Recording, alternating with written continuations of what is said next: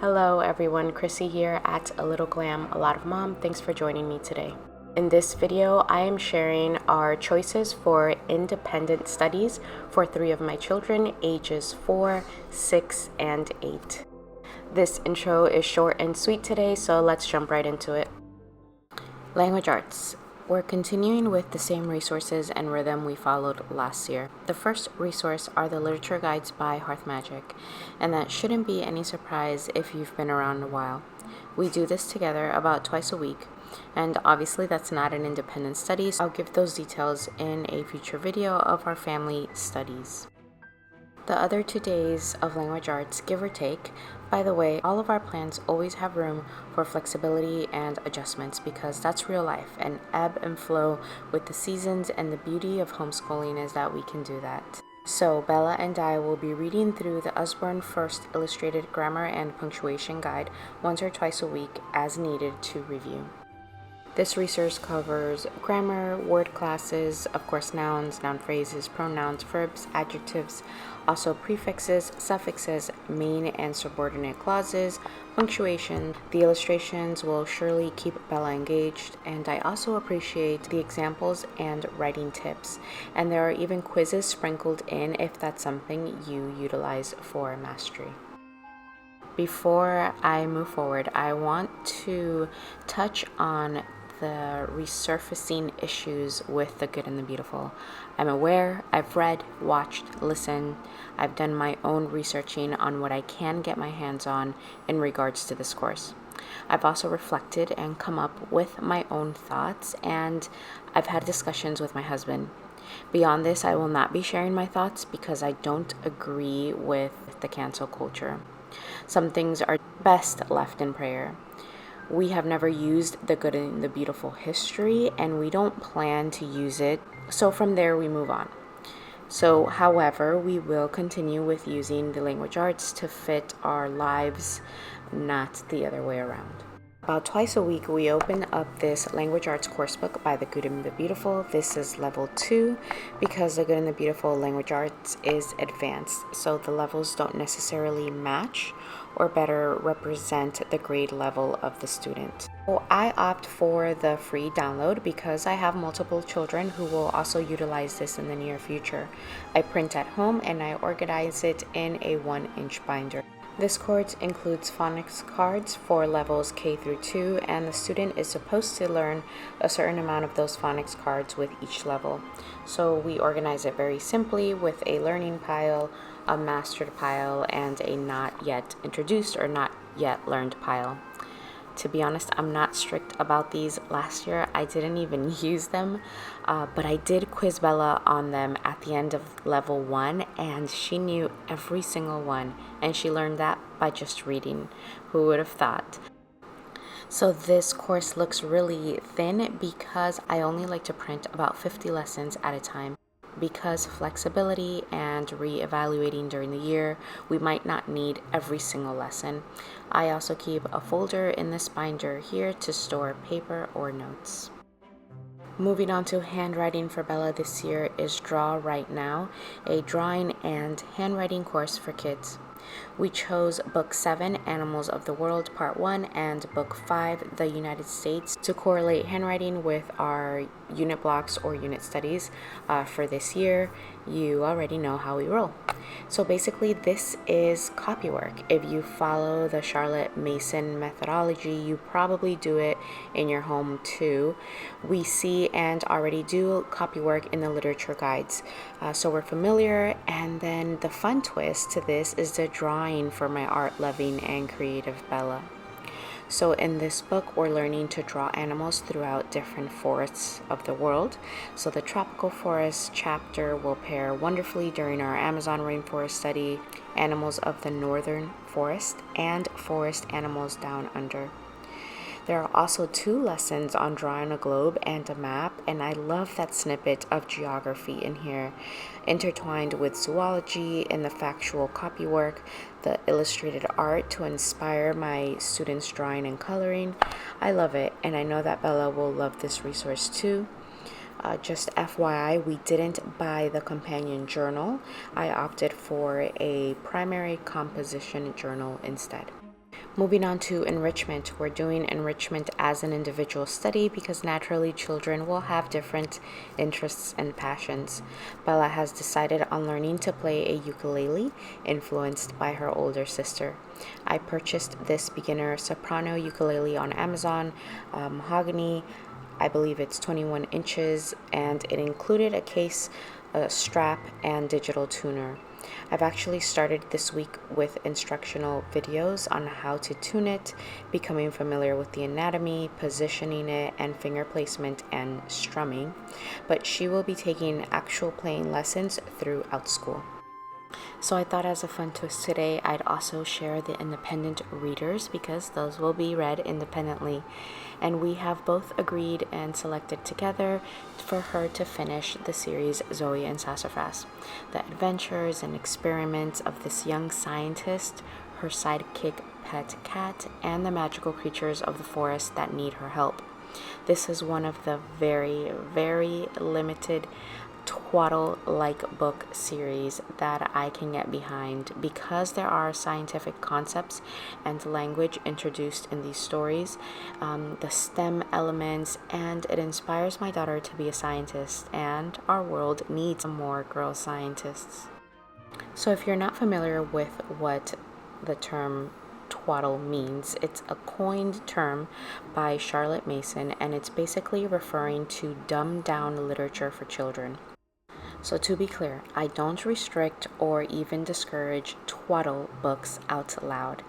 I like to stick to a 80-20 principle or approach, so I prefer not to invest in these types of books. So I'm okay with the kids checking them out from the library, and I encourage 80% of their reading towards English literature classics by investing in a home library of rich, inspiring literature that feeds our souls and minds just as wholesome food does. So as with food, a healthy balance, right? That's my theory, at least. So this year I'm encouraging Bella to dive right into classics like titles by E.B. White, Roald Dahl, Astrid Lindgren, and Thornton Burgess.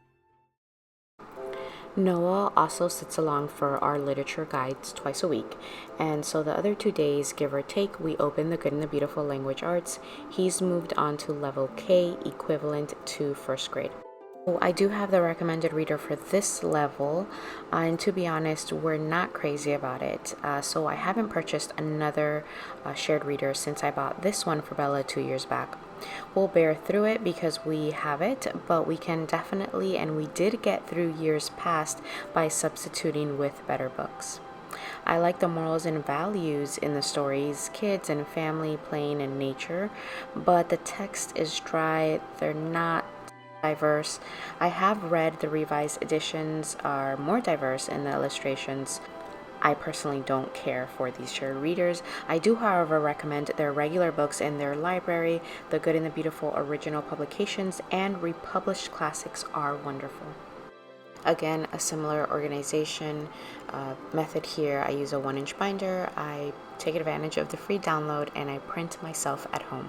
Noah needs a bit of encouragement as of late, so I picked these up at Target Bullseye, a tracker, and so he'll cash these in once completed for fun things like shaved ice or a Target trip or Chick-fil-A, which is a treat in our home.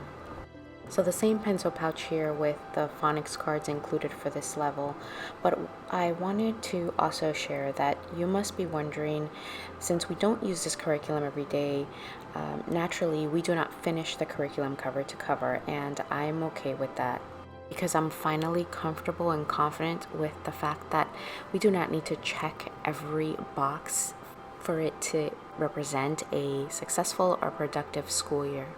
And furthermore, we need to step out of these curriculum boxes in order to have a meaningful school year. Anyway, moving on. In this pouch, I've also included the super fun alphabet and phonic blend cards by Nat Geo at Dollar Tree. We just love the animal photography, and nature wins over the plain cards any day.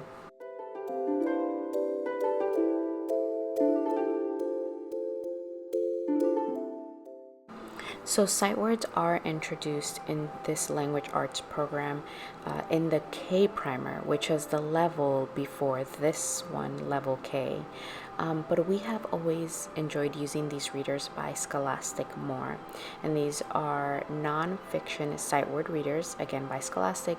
Noah has moved on to level B, and their series goes all the way to set D. And these are nonfiction readers that introduce sight words. So the sight word is repeated on each page. The text is simple, and some of the readers are engaging in the story or in the text, like this one. Are there more cats or hats? Count and see. And the illustrations, the photography illustrations are also colorful and happy and fun. There is a sight word bingo at the end of each reader. So I keep about 5 in here at a time. We review them and read them several times, and I keep a mastery list with it. So again, I only print about 50 lessons at a time. The same idea with the folder in the binder to hold some loose work and keep some extra paper. And that brings us to Noah's handwriting. He's moved on to level 1 handwriting by The Good and the Beautiful, and he really enjoys it. So again, the same idea. I buy the download version, I print it at home, I include a few lessons at a time in the binder. Map skills is something that I like to cover around this age. I did it with Bella in 1st grade, so I just utilize a simple workbook like this, and it gets the job done to introduce concepts like compass rose, directions, map symbols and grids, and borders. We don't usually finish these map skill workbooks cover to cover, and we do a lot of geography together through our family blocks. This is just more as a quick guide and or review. And by the way, I don't think I mentioned that this is by DK. I went with level K because I wanted to make sure that we were starting with the foundation of these map skills and geography concepts. And moving on to Noah's enrichment, as you may have seen in a recent haul, Noah has expressed an interest and big passion in robots, coding, STEM, robotics, again probably influenced by his older brother, now that I reflect on it, who competed in state competitions in robotics in middle school. So I don't have the entire year's worth of enrichment figured out yet, but I've pieced some resources together, and I definitely need to add a few more books and probably look into classes on OutSchool as well. We have this Nat Geo as an activity workbook, lots of good information about robot history, different types of robots for medical reasons, for space, how to build and care for a robot. So within this hands-on activity book, it really does cover a lot of information. So this book that I want to share with you is from the library, and it would fall under the snack or twaddle, that word is just too funny, not wholesome food category, but Noah does love it, the comic book style, so I think I might purchase it for him actually, and I wanted to share the title with you all. So this is Little Robot by Ben Hatke.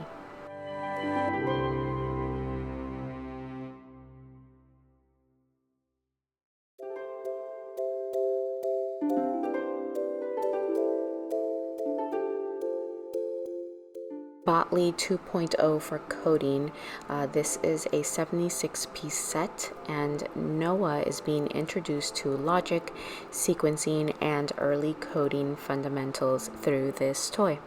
There's obstacles and challenges in this set, which is great for STEM, critical thinking, problem solving, and he's absolutely loving Botley so far. I also picked up this large snap circuits in motion set, which won't necessarily be individual because he will need assistance with this. So I didn't actually think the concept of this video through, but you get the idea.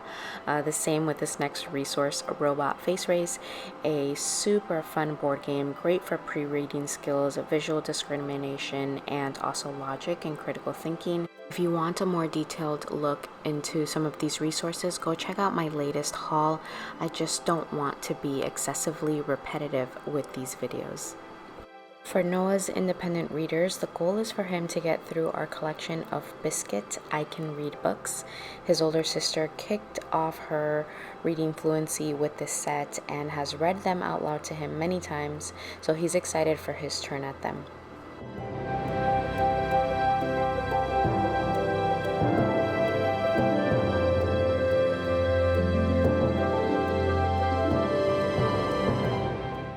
He will then move on to his first beginner chapter book series.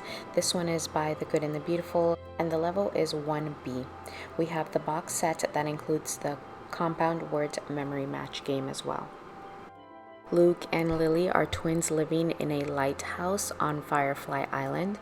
Their many adventures include rescuing a sea turtle, bringing a lost kitten to its owner, and growing a garden. This series incorporates a variety of compound words and other literacy principles to develop early reading skills. I appreciate the large and nicely spaced out text for my early reader, and the watercolor illustrations are lovely. Each chapter book is about 70 pages long. The Compound Words Memory Match game is a fun addition. It teaches compound words in an engaging way.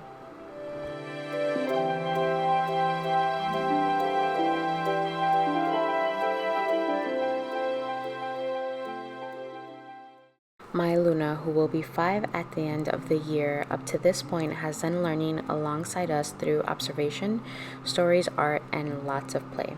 So my plan is to make Circletime part of our daily rhythm again. I'll share a Circletime specific video soon, but for now I'm going to share some of our favorite resources for Circletime. Elemental P and All the Letters A to Z by Howard Schrager.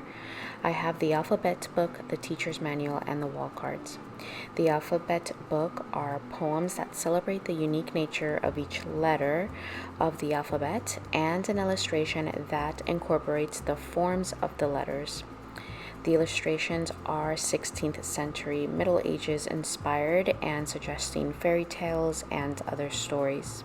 The teacher's manual is a wonderful companion to this imaginative, playful approach to language. For every poem and letter, there are sound and gesture instructions, a full story to further highlight the letter and its nature, along with a list of more story suggestions. There is the movement, so play by play, to go along with reciting the poem. For example, draw out the F sound every time it occurs. There are further activities for the littles, such as discussing the fearful fern, aka the shy fern, as a nature study. There are tongue twisters, recommendations, discussing names that begin with the letter F. My kids love that game. Lastly, a drawing prompt. As I mentioned, I also have the matching wall cards to be used as display or during circle time, because you can display the front, the illustration, as you read the card from behind. Another resource we love is this vintage and pre-used resource on finger plays for nursery and kindergarten. Finger plays are a fun and artistic method for developing finger movement, fine motor, dexterity, hand-eye coordination, and just get those little fingers warmed up and ready for a musical instrument or handwriting. In this book, the nursery rhyme is accompanied with a play-by-play instruction for the hand movement, along with a music sheet, and there are all sorts of themes like plants, farm life, baking, holidays, to pair with the different seasons or the rhythms of the year. I bought this pre-loved from someone, and it's been a big treasure for us, so we'll continue to work through it. And one of our favorite Circletime resources are the Circletime sets by HearthMagic. So each set includes a short story, puppets, display cards, verses, and recipes. I still have several more to print out, but if you go to Amber's Etsy shop, she has 12 sets of Circletime available, one to go with each month of the year.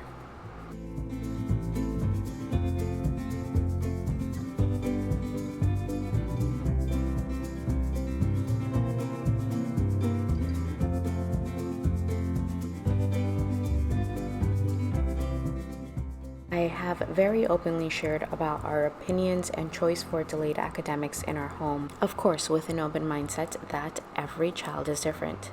Luna, being the youngest, has been an observer of our homeschool since birth, every day observing 4 older siblings engaged in reading, math, books, unit studies, and projects. So I think that naturally she wants to imitate her siblings, and there are days that she'll request a formal lesson.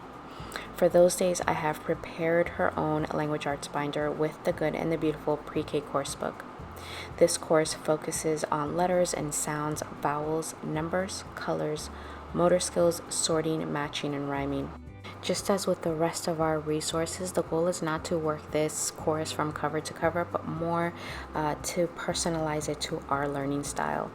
And as a matter of fact, I do have a Do a Lesson with Us video on my channel with my then pre-K student Noah, and through that video you can get a detailed view and understanding on how I utilize this course with a preschooler. By now you may have noticed that I have not shared about any independent math resource, and that's because this year we have chosen a resource that is family style, and again you'll see that in that family style or together studies video. But I do want to give a quick share about Reading Eggs, who now has a program called Math Seeds. And whenever I do feel like we need some independent math studies focus on a certain skill level, this is the resource that we are utilizing. And before I wrap up the video, I'll show how we store their independent resources. A storage cube bin, like so, that lives in a cube shelf, low for them to access independently. Nothing elaborate, but functional and simple. With my prompting, they are responsible for decluttering and keeping this bin somewhat neat, more importantly, as long as it's functional and accessible. In each bin, I've put a magazine or file holder to hold some smaller notebooks or loose paper. So for example, this is Bella's recipe journal. We also keep a pencil case for each child to grab for on the go. She keeps a few activity books in here she can reach for whenever she'd like. And each of them have one of these sketch pads from Target that we love for their randoms, and it just minimizes loose papers everywhere. And also each of them have a clipboard to grab for on the go. All of their curriculum that I just went through and their independent readers are also stored in this bin.